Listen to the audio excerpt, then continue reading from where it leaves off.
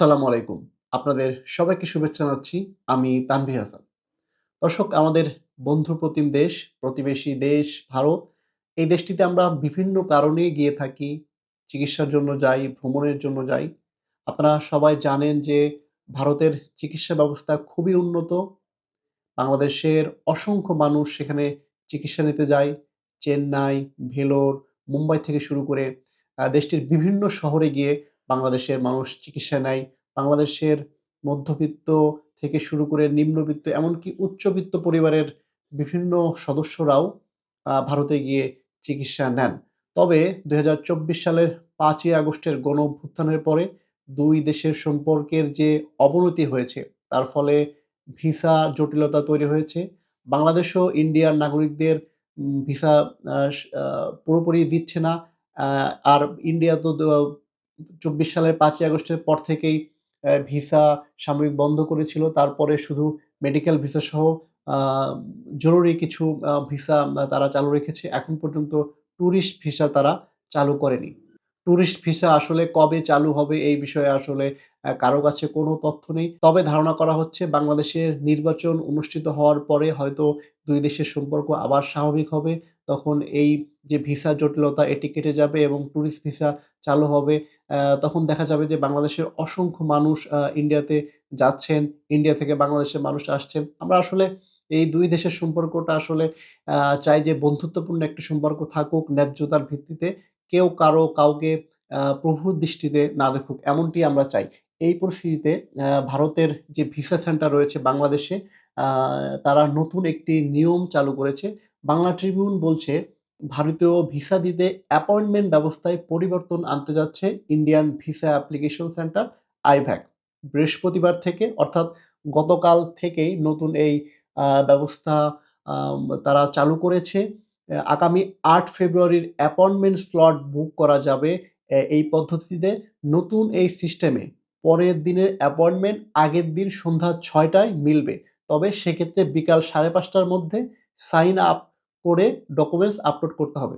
অর্থাৎ ভারতের যে ভিসার জন্য আবেদন করতে হয় সেখানে আ আবেদনপত্রটা জমা দেওয়ার জন্য একটি অ্যাপয়েন্টমেন্ট নিতে হয় ভিসা সেন্টারের। সেই অ্যাপয়েন্টমেন্টটা নেওয়ার জন্য আগে আমি আজকে এপ্লাই করলে হয়তোবা ৩ দিন ৪ দিন পরের যে ডেট রয়েছে সেই ডেটটা নেওয়া যেত। কিন্তু এখন যে নতুন নিয়ম করেছে সেই নতুন নিয়ম অনুযায়ী আ আগামীকালকে যখন আমি অ্যাপয়েন্টমেন্ট নিবো সেইটার এপ্লাইটা আজকে আ সন্ধ্যা ৬ টার পরে করতে হবে এবং শুধু সন্ধ্যা ৬ টার পরে করলেই হবে না। আমাদের যে ডকুমেন্টস গুলো রয়েছে, সাপোর্টিভ যে ডকুমেন্টস সেই ডকুমেন্টস গুলো অবশ্যই ৫:৩০ টার মধ্যে তাদের ওয়েবসাইটে আপলোড করতে হবে। আইভ্যাক এক নোটিশে জানিয়েছে বৃহস্পতিবার একটি নতুন অ্যাপয়েন্টমেন্ট ম্যানেজমেন্ট সিস্টেম চালু করা হবে, যেটি চালু হয়ে গিয়েছে ইতিমধ্যে। নতুন সিস্টেমের লিঙ্কটি অফিসিয়াল আইভিএসসি ওয়েবসাইটে পাওয়া যাবে। তাদের যে ওয়েবসাইট রয়েছে ভিসা সেন্টারের সেখানে পাওয়া যাবে। রবিবার এবং পরবর্তী তারিখগুলোর জন্য সমস্ত অ্যাপয়েন্টমেন্ট স্লট এই নতুন সিস্টেমের মাধ্যমে বুক করা যাবে।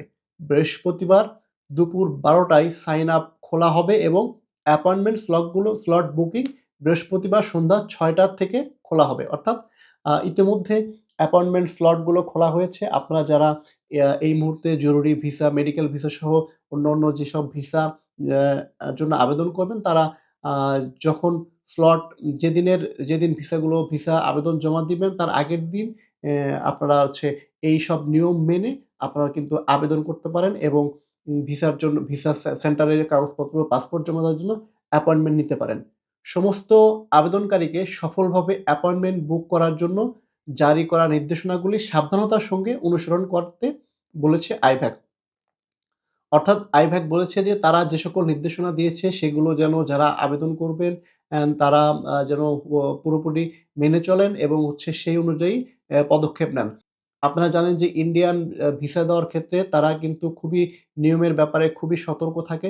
যদি কোনো ধরনের নিয়মের ব্যত্যয় হয় তাহলে দেখা যায় যে ভিসাটি আ দেয় না তারা এবং কি কারণে দিল না, কোন নিয়মের ব্যত্যয় ঘটিয়েছেন আপনি সেটিও কিন্তু উল্লেখ করে না। তাই আমরা যারা ভিসার জন্য এপ্লাই করব আমাদের এই বিষয়ে সতর্ক থাকার জন্য আইভ্যাক কিন্তু বলে দিয়েছে।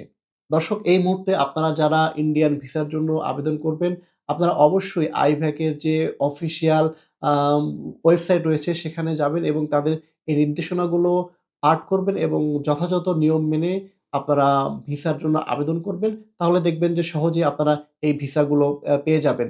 আমরা আশা করছি আগামী নির্বাচনের পরে এই ২ দেশের যে সম্পর্কের অবনতি হয়েছে সেটি কেটে যাবে এবং যে ভিসা জটিলতা রয়েছে সেটিও কেটে যাবে। দর্শক, আপনাদের সবাইকে ধন্যবাদ।